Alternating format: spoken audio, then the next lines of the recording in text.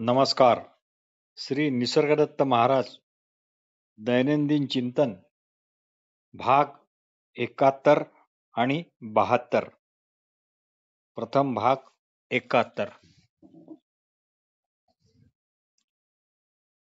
कायेचा अनुभव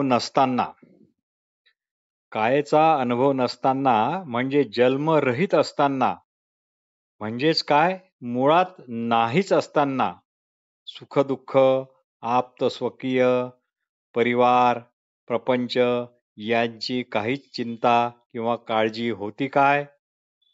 वस्तुतः आताही तुम्ही तसेच आहात. याचा अर्थ कुटुंबाच्या बाबतीत तुम्ही अगदीच बेफिकीर व्हा असा नाही. फक्त हे सत्य जाणून घ्या.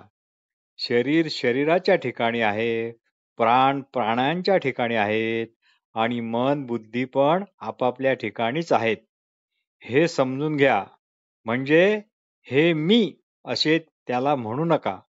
मग तुम्हाला हे सर्व नसताना जसे आपण होतो तसेच आज आता पण आहो हे निश्चित कळेल. ते तू आहेस. अर्थात दुसऱ्या प्रकारे तू सध्या स्वतःला जे समजतोस ते तू नाहीस. इतके समजले की जे उरेल ते आपोआपच ते तू आहे असेच असेल. म्हणून जे तुम्हाला स्वतःविषयी जे खरे खोटे माहीत आहे तेथूनच सुरुवात करा. म्हणजे ते तू आहेस ही तुमची केवळ कल्पना आहे असा तुमच्यावर कोणी आक्षेप घेणार नाही व तुम्ही पण निशंक व्हाल. तुम्हाला या बाबतीत काही शंकाच राहणार नाही. आदर्श शिक्षण प्रक्रियेचा एक सिद्धांत आहे. जे आपल्या सर्वांनाच माहीत आहे किंवा जे माहीत आहे तिथूनच जे माहीत नाही ते जाणण्याकरता जावे अशी शिक्षणाची सुरुवात करावी असा तो सिद्धांत आहे. म्हणजे शिकायला आणि शिकवायला सोपे होते.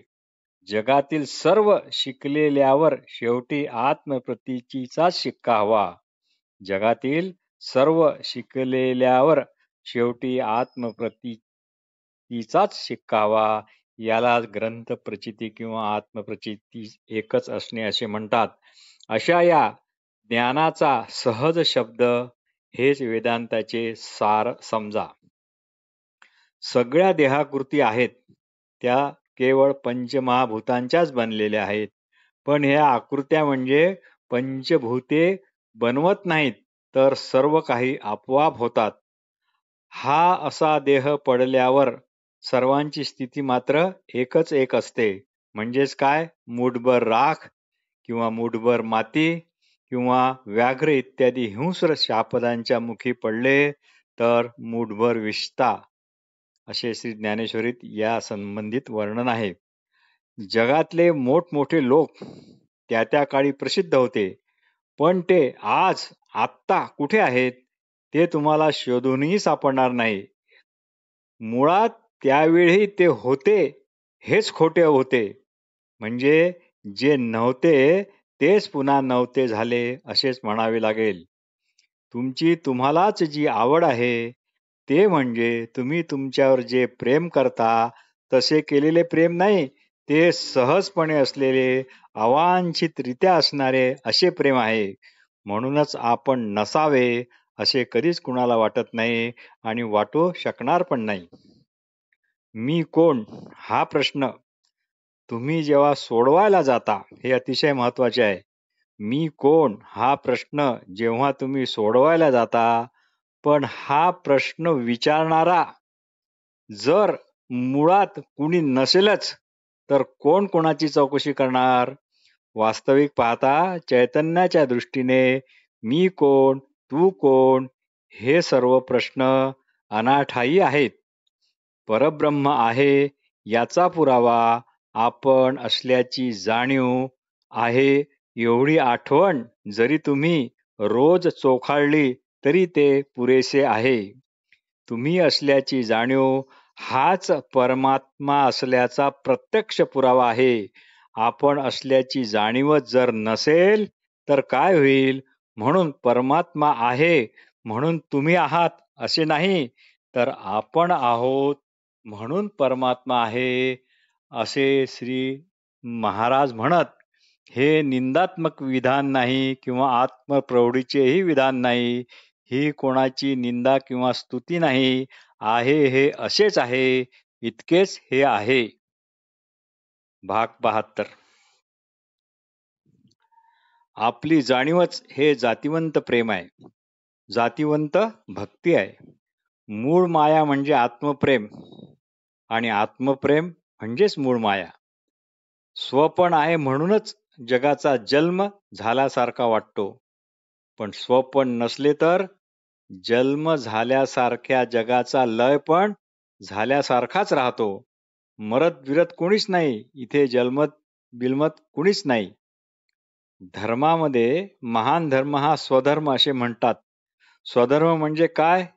स्वने जसा आहे तसा, आपणच आपल्या ठिकाणी जशा आहे तशा प्रकारे राहणे, बस हाच स्वधर्म. ध्वनीचा स्वधर्म ध्वनीच, त्याने तसेच राहावे.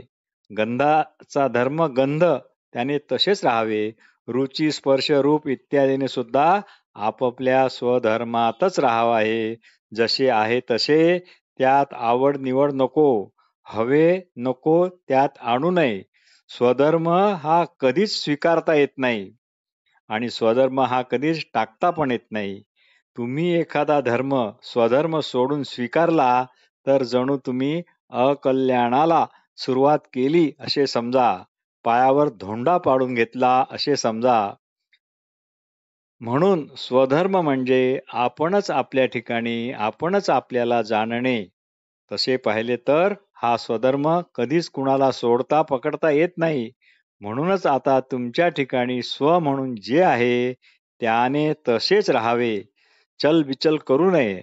या अशा राहण्यावर आणखी दुसरा एखादा लेप अमुक तमुक असा काही न लावणे, आणि तसा जर लागत असेल तर तो लागत तर नाही ना, याकडे बारीक लक्ष देणे हेच खरे स्वरूपानुसंधान होय. नाहीतर तुम्ही सुकून गेलेल्या चिंचेमध्ये जसा तीव्र आंबटपणा राहतो, तसे केवळ आकांक्षा वासना कामना यांच्याच अधीन राहाल.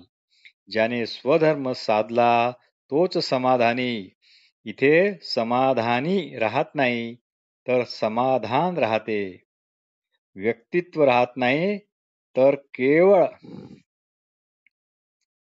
व्यक्तपणा राहतो. समाधानी आणि समाधान, व्यक्ती आणि व्यक्त असे द्वैत नष्ट होते. आता आणखी कशाची गरज आहे काय? म्हणून स्वधर्मी असा स्वस्वरूपी राहा. म्हणून स्वधर्मी म्हणून अशा स्वस्वरूपातच राहा. तुझ्या रूपातच राहा. आत आत आधीचा अगोदरचा जसा आहे तसाच राहा, असे श्री महाराज म्हणतात. आपल्याला आपण असल्याचा विश्वास अगदी आगंतुकपणे, अगदी अवांछितपणे, एकाएकी अकल्पितरित्या भोगायला मिळाला आहे. त्यातच समाधान म्हणून राहा. रोकडा अनुभव घ्या. उधारीचा मामला इथे नाही. सद्गुरूंनी तुम्हीच आहात ही सनद तुम्हाला बहाल केली आहे. देह वारुळाला म्हणून आपले म्हणू नका. त्याला फक्त यथास्थानीच ठेवा. ऐशिया पदाची पदप्राप्ती साधक पावले स्वधर्म स्थिती.